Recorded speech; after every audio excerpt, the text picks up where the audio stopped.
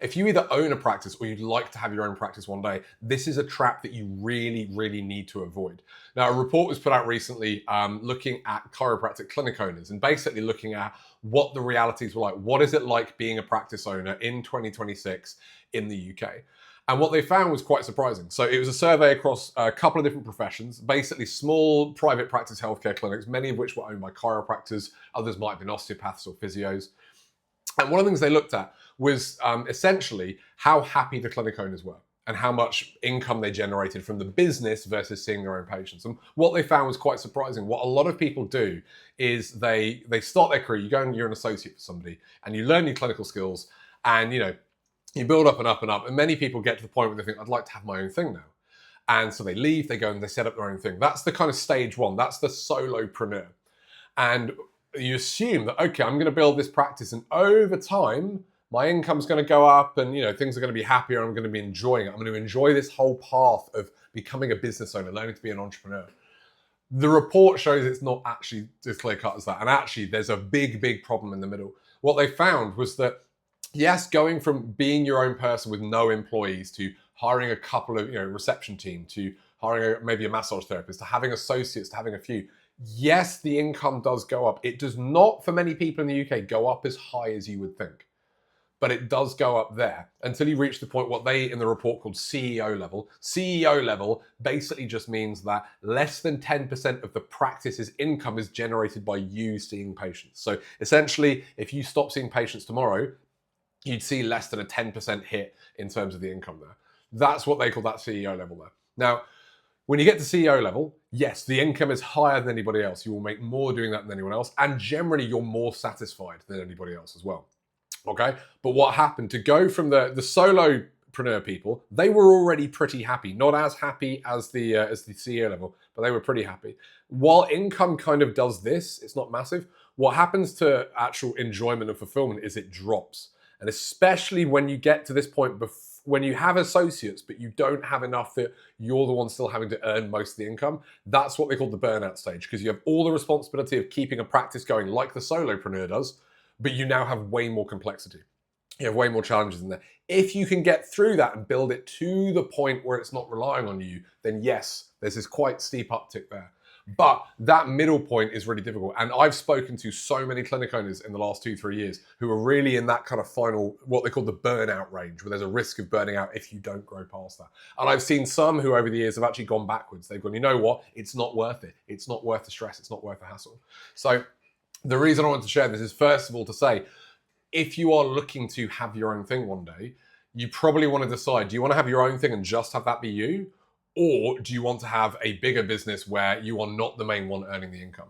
Now, the advantage of being a solopreneur is it's a little responsibility. It's just you. You can do what you want. You've got total flexibility.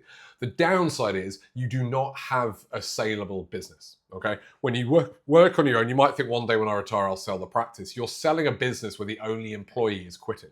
That's just selling a patient list. It's not worth a huge amount. So if you do that, you really need to think carefully about retirement and pensions and that sort of thing.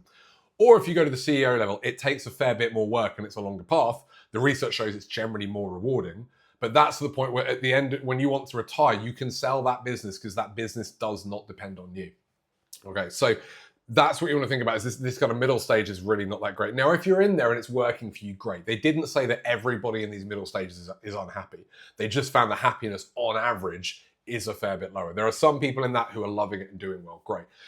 The thing that you really need to think about though, whether you want to be a solopreneur or whether you want to have that CEO level, you really, really have to think about the experience of your patients coming through the doors. Because if it's just you, you have complete control over that, but that is your entire business.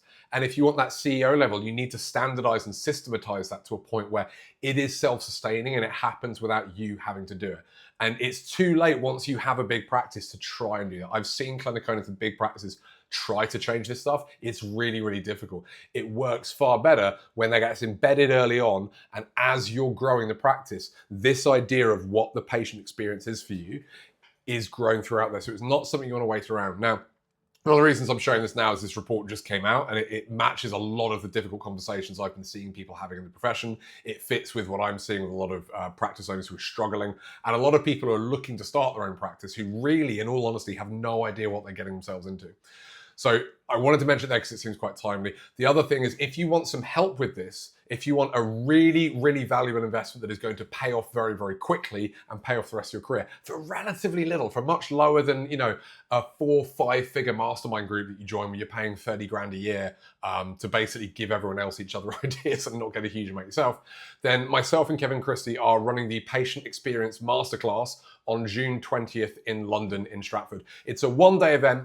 It's not there where you come along and we just try to upsell you stuff all the time. You'll be leaving with real value, real tangible things that you can do to help grow your practice. Whatever stage in that career path you are, if you want to just make it a really, really great solo practice, this will help you. If you want to help grow it, it's even more important that you get this stuff embedded in now and you get it right. So I'll be talking about things from the patient experience itself, the kind of things that you can do that help turn patients into raving fans who refer friends and family, who leave reviews, all this stuff without you having to ask. Kevin Christie is going to be showing you the actual systems that you need in place in the business to help make that work and help it to be automated. Because one of the big reasons people burn out in practice is because it's all on their shoulders. They don't have things systematized to a point where it happens without them being there. That's what the CEO level people do.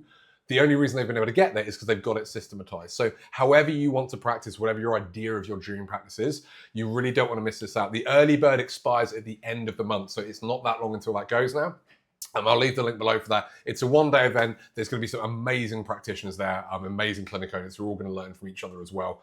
But come along to that. We're going to have a great time, and I promise you it will help you leave with a real game plan for how you're going to build the practice you would love to build throughout 2026. So check the details below and ask me if you've got any questions.